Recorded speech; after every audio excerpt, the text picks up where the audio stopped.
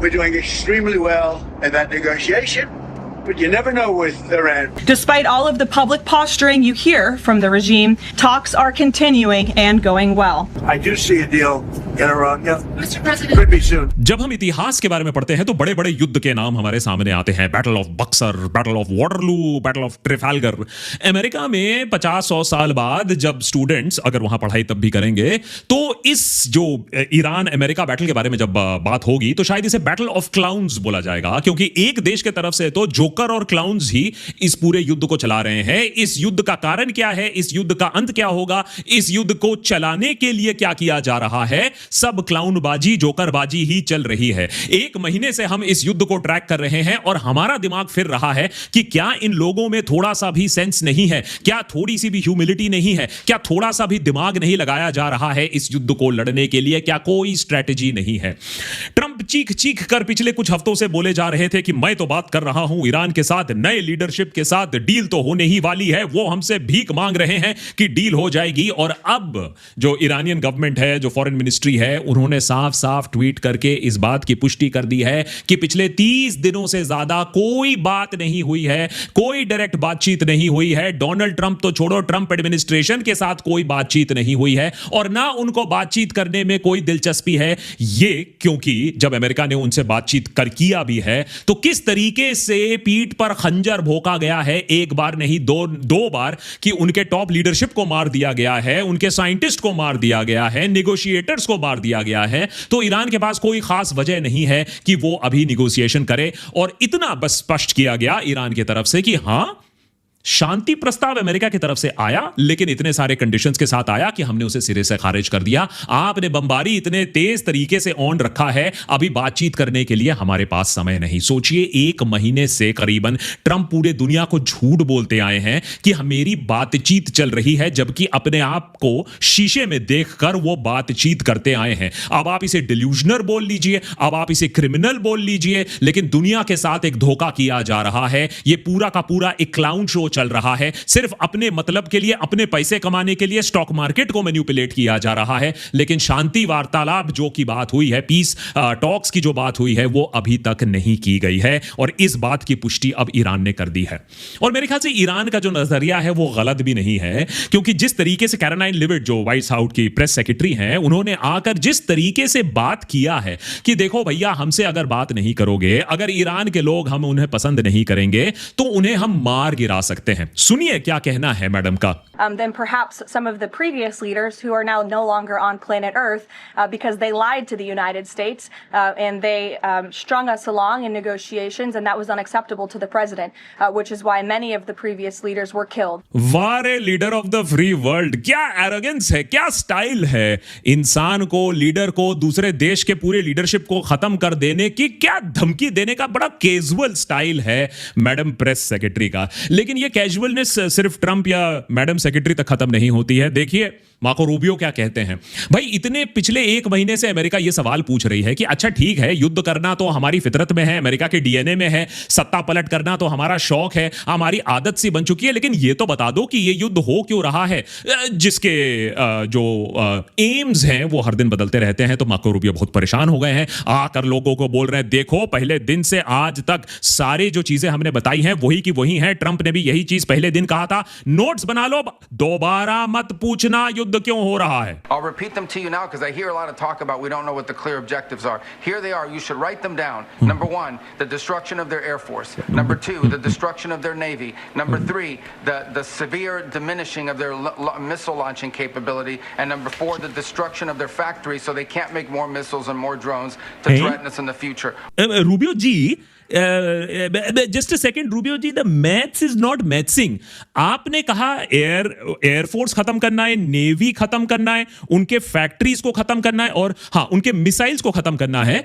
लेकिन वो जो तेल, जो ट्रंप जी कह रहे थे कि इतने दिनों से तेल लाना है, और वो जो न्यूक्लियर वेपन्स जो उसको खत्म करना है, उसके बारे में आपने कुछ नहीं कहा। और वो जो सत्ता पलट करने के लिए आपने 40 लोगों को मारा था पहले दिन, उसके बारे में कोई आप बात नहीं कर रहे हो। रेवोल्यूशन जो क्रांति लाने वाले थे, और वो हॉर्मुज का क्या हुआ? वो आपके गोल में अब है ही नहीं। जो हॉर्मुज पहले खुला था, फिर बंद हो गया, फिर अभी अमेरिका का मेन गोल हो गया था कि हॉर्मुज को खोलना है। अच्छा नहीं, आप भूले नहीं हो लगता है मार्को रूबियो जी एक्चुअली सच बात बता रहे थे, क्योंकि अब जो खबर आ रही है वॉल स्ट्रीट जर्नल और अमेरिकन सोर्सेस के मुताबिक, अब ट्रंप अपने एड्स को यह बता रहे हैं कि अच्छा ठीक है, अगर इन लोग हॉर्मुज खोलते नहीं हैं तो हम पूरे देश के ऊपर बमबारी करके वहां से निकल आएंगे। अब मुझसे हो नहीं रहा, मैं बोर हो गया हूं, मुझे दूसरे युद्ध भी करने हैं, अरे मुझे एप्स्टीन फाइल से भी डील करना है।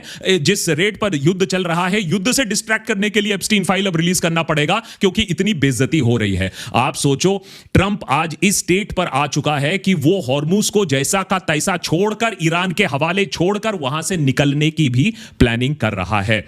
और अगर ऐसा होता है कि हॉर्मुज को बिना खोले अमेरिका वहां से विड्रॉ कर जाता है, तो यह सबसे बड़ी जीत होगी ईरान के लिए और सबसे बड़ी हार होगी। इसको हमने एक एपिसोड पहले ही समझा के रखा था आपको कि अगर ईरान इस युद्ध को जीतता है तो अमेरिका के लिए इसका मायने क्या होगा। यह अमेरिका और ईरान के युद्ध से ज्यादा इसका बड़ा एक एको जाएगा कि अमेरिका की वर्चस्वता क्या है इस दुनिया में, उसको को लेकर। ये जो अमेरिकन पब्लिकेशंस हैं, जो ग्लोबल पब्लिकेशंस हैं, अब धीरे धीरे इस बात को मान रही हैं, जो हमने एक हफ्ते पहले ही बोल दिया था कि शायद ईरान इस युद्ध को जीत रहा है। नॉट वॉशिंगटन डीसी में जाकर जीत रहा है, लेकिन अगर इसी तरीके से ईरान कैरी ऑन करता रहा तो फिर ईरान इस युद्ध का विजेता घोषित कर दिया जाएगा। मार्को रूबियो कह रहे हैं कि नहीं नहीं, कुछ महीनों की बात नहीं है, हम तो कुछ ही हफ्तों में अपने वॉर ऑब्जेक्टिव्स पूरे कर देंगे। लेकिन उनके क्लैरिफिकेशन के बाद भी, नोट टेकिंग के बाद भी समझ में नहीं आ रहा है कि इस वॉर का जो इंटेंशन है, वॉर के जो ऑब्जेक्टिव्स हैं, 100% क्या है। क्योंकि ट्रंप के अपने अलग गोल्स हैं, पीट हेग्सेथ के अपने अलग गोल्स हैं, मार्को रूबियो के अपने अलग गोल्स हैं,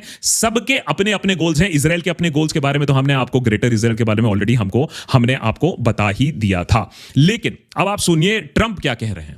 ट्रंप पहले कह रहे थे कि मैं तो बड़ा सरप्राइज था, अरे ईरान को इस तरीके से गल्फ कंट्रीज के ऊपर अटैक क्यों करना चाहिए था, बिल्कुल नहीं करना चाहिए था। हां पापा, आप बताओगे कि ईरान को किस पर अटैक करना चाहिए, किस पर अटैक नहीं करना चाहिए। तो पहली बात तो है कि ये जो जोकरगिरी चल रही थी, जो सर्कस चल रही थी, उन्होंने सोचा नहीं था कि ईरान इस तरीके से अटैक करेगा गल्फ देशों पर।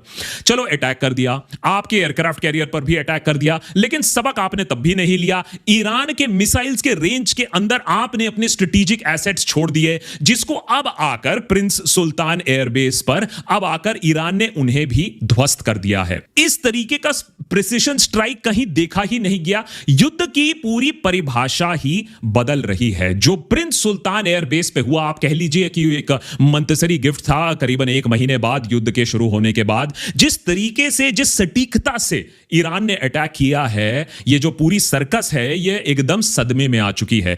3 जो एयरक्राफ्ट्स अटैक किए गए हैं, ये बैकबोन बनती है अमेरिका के अटैक स्ट्रक्चर में। हां, फाइटर्स उड़ सकते हैं ईरान के ऊपर, लेकिन फाइटर को जो सपोर्ट करता है, आपने उस सपोर्ट स्ट्रक्चर को ही हटा दिया। सबसे पहले E3 जो सेंट्री प्लेन होता है, जो मीलों दूर देख सकता है हवा से, ऑनकमिंग मिसाइल्स को ट्रैक कर सकता है, एनिमी फोर्सेस को ट्रैक कर सकता है, आपके अपने एयरक्राफ्ट को सपोर्ट दे सकता है, उसके रेडार सेक्शन तक जाकर इस तरीके से सटीक अटैक किया गया है, जिससे एक मैसेज जाता है कि अमेरिका को कहीं भी पूरे गल्फ में अब अटैक किया जा सकता है। और ऐसे जो E3 प्लेन्स हैं, उनको बनाने की क्षमता अभी अमेरिका के पास है नहीं, और जो नेक्स्ट जनरेशन प्लेन है वो काफी साल दूर हैं। तो अमेरिका की जो स्ट्रेटेजिक स्ट्रेंथ है वो धीरे धीरे यहां कम की जा रही है, गल्फ में जिस तरीके से उनको क्षति पहुंच रही है। KC-135 टैंकर्स तो उनके पास बहुत है, लेकिन KC-135 अगर टैंकर्स इसी तरीके से नष्ट होते रहेंगे तो फिर अमेरिका की जो फोर्सेस है उनको रिफ्यूल कौन करेगा। ये जो बड़े बड़े जेट्स हैं, जो मल्टी-मिलियन डॉलर जेट्स हैं, उनको रिफ्यूल करने की क्षमता अमेरिका के पास और भी ज्यादा कम हो जाएगी। और सबसे खास प्लेन जिसको अब ईरान ने टारगेट किया है वो है EC-130H कंपस कॉल। ये 5 ऐसी ऑपरेशनल सिर्फ एयरक्राफ्ट्स हैं अमेरिका के पास, और उनमें से अब बोला जा रहा है 2 की तो एक तो क्षतिग्रस्त हुआ है और दूसरा अच्छे तरीके से डैमेज हुआ है। ये ऐसे हाईटेक इलेक्ट्रॉनिक वॉरफेयर प्लेन्स हैं जो आपके दुश्मन को डेफ डम ब्लाइंड बना देते हैं, उनकी इलेक्ट्रॉनिक कम्युनिकेशंस को जैम कर देते हैं। लेकिन अभी तो खैर लग रहा है डेफ डम तो अमेरिका ही बन रहा है, जिस तरीके से उसने सबक ना लेकर पहले अटैक हुआ उनके एयरक्राफ्ट कैरियर पर, उनके बेसिस पर, लेकिन तब भी उन्होंने अपने हाई वैल्यू एसेट्स को ऐसे खुले में छोड़ दिया। लगता है चाइनीज ने और रशियंस ने उन्हें एग्जैक्ट कोऑर्डिनेट सप्लाई करके, चाइनीज बाइडू से एग्जैक्ट कोऑर्डिनेशन और गाइडेंस से ये शहीद ड्रोन ने अपना काम करके दिखाया, वो भी $20,000 में। वैसे जैसे मैंने कहा कि ये तो क्लाउनगिरी चलती रहती है। अमेरिका ने तो यह नहीं बोला है कि इब्राहिम लिंकन पे या जेरल्ड फोर्ड पर अटैक हुआ था, और मैं मजाक नहीं कर रहा हूं जब मैं कह रहा हूं ये वॉर ऑफ क्लाउन्स है। तो एक तरफ तो ट्रंप की बयानबाजी तो चलती ही रहेगी, लेकिन दूसरे तरफ देखिए पीट हेग्सेथ, सेक्रेटरी ऑफ वॉर, भैया डिपार्टमेंट ऑफ वॉर चलाते हैं ये आजकल एट वॉर है, नहीं ईरान के साथ तो है ही है, at war with his own reporters हैं, क्योंकि रिपोर्टर्स ने ऐसी तस्वीरें छाप दी जो कि उनको अच्छी नहीं लगी। अब भैया फॉर्मर फॉक्स एंकर रह चुके हैं, इनको अपनी शक्ल से थोड़ा ज्यादा ही प्यार है, इतना प्यार है कि भैया प्रेस ब्रीफिंग करने से पहले बाकायदा मेकअप वगैरह बाल बनाकर आते हैं, क्योंकि इनको हीरोगिरी झाड़ने का काफी शौक रहता है। तो इन्होंने अब फोटोग्राफर्स को बैन करना शुरू कर दिया है कि तुम मेरी अच्छी फोटो नहीं लेते हो, हम तुमको पेंटागन में आने से, ब्रीफिंग्स में आने से ही बैन कर देंगे। और अब ये नए कंट्रोवर्सी में आ गए हैं। पता चला है फाइनेंशियल टाइम्स के रिपोर्ट के अनुसार इनके जो ब्रोकर हैं युद्ध से ठीक पहले डिफेंस स्टॉक में इन्वेस्ट करना चाहते थे, ये जानते हुए कि युद्ध शुरू होने वाला है। ये होता है आपदा में अवसर ढूंढना, ये होता है प्रॉफिटियरिंग फ्रॉम वॉर, ये एक्चुअली एक क्राइम है, इसके लिए इनकी नौकरी जानी चाहिए। इसीलिए आज अब बहुत हक पकाए हुए हैं। फाइनेंशियल टाइम्स से बोला जा रहा है ये रिपोर्ट आप इमीडिएटली वापस लीजिए।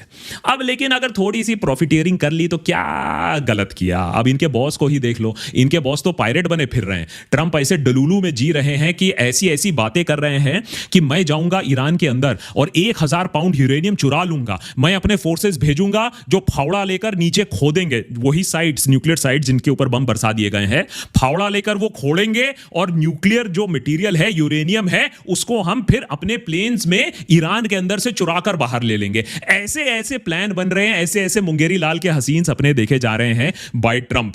और दुख की बात तो यह है कि इस सब के बीच में, ये सब बयानबाजी के बीच में जो कि काफी मीडिया में हाईलाइट होता है, उसके बीच में ईरान पर जिस तरीके से बमबारी हो रही है, उनके सिविलियन इंफ्रास्ट्रक्चर पर जिस तरीके से बमबारी हो रही है, 1 लाख के आसपास सिविलियन इंफ्रास्ट्रक्चर पर अटैक हो चुका है। स्कूल्स पर जिस तरीके से अटैक हुआ हमें मालूम ही है। अब ईरान की मेन यूनिवर्सिटी को भी क्षतिग्रस्त इस तरीके से कर दिया गया है। तो अमेरिका कोई स्ट्रेटेजिक बॉम्बिंग नहीं कर रहा है, अंधाधुंध बॉम्बिंग कर रहा है, क्योंकि जो असली आर्मामेंट्स हैं ईरान के, वो माउंटेन्स के नीचे एकदम सेफ है, उनको पेनिट्रेट नहीं किया जा सकता है। ये हार्डेंड ग्रेनाइट के नीचे बंकर्स बना के रखे हैं ईरान ने, इसीलिए अमेरिका अपना आपा खो रहा है इस समय। फाइनली जो सवाल आप और मेरे जहन में है, 1 महीने से हम भी इसको कवर करते आए हैं, इस युद्ध को हम भी चाहते हैं कि दूसरे बहुत और मेजर इश्यूज हैं उन्हें भी कवर करना चाहिए। तो ये युद्ध कब तक चलेगा? ये युद्ध तब तक चलेगा जब तक एक ऑयल शॉक अमेरिका बर्दाश्त कर सके। ये युद्ध तब तक चलेगा जब तक इकोनॉमी और भी ज्यादा खराब ना हो जाए। अभी तो सिर्फ स्टॉक मार्केट पर आपको लाल दिख रहा है, लेकिन ये लाली अभी आपको सड़कों पर भी दिखेगी, अपने जेबों पर भी दिखेगी, जिस तरीके से इन्फ्लेशन अब बढ़ने वाला है अगर ये युद्ध नहीं रुकता है। $200 प्रति बैरल तेल का अब आंकड़ा बनाया जा रहा है, मॉडल्स प्रेडिक्शंस बनाए जा रहे हैं। 100 और 100 से 15 के बीच में तो अभी तेल की बात चल रही है। सोचिए 1 महीना और ये युद्ध चला तो क्या होगा। इसीलिए बार बार ट्रंप एडमिनिस्ट्रेशन बोल रही है हम अपना काम बहुत जल्दी कर लेंगे, कोई यहां इतने महीनों सालों के लिए बैठने के लिए नहीं आया है। ये ईरान नहीं है, ये इराक नहीं है, अफगानिस्तान नहीं है, यहां हमारी स्ट्रेटजी बिल्कुल अलग है। वो स्ट्रेटजी क्या है इस पर आप मुझसे मत बात पूछिए, क्योंकि ये शायद ट्रंप को भी नहीं मालूम है। लेकिन एक चीज जो इस युद्ध का परिणाम डिसाइड नहीं करेगी, अंत डिसाइड नहीं करेगी, वो है जाने। जाने जितनी भी बिछ जाए, कम से कम मिडिल ईस्ट में किसी को फर्क नहीं पड़ता है, लोगों को दुनिया भर में भी फर्क नहीं पड़ता, अमेरिका को भी फर्क नहीं पड़ता है।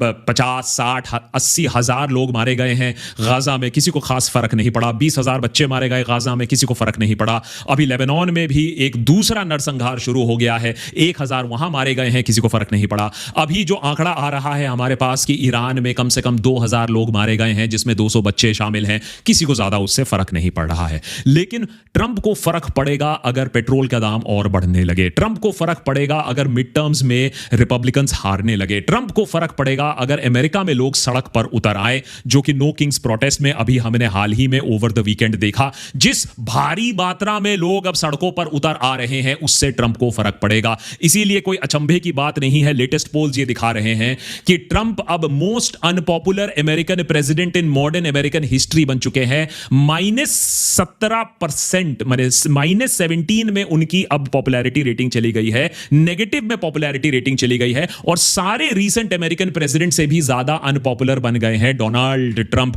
जिनको अपनी पॉपुलैरिटी खैर बहुत ज्यादा ही पसंद है। तो शायद इसको देखते हुए यह पागलपन थोड़ा रुक जाए।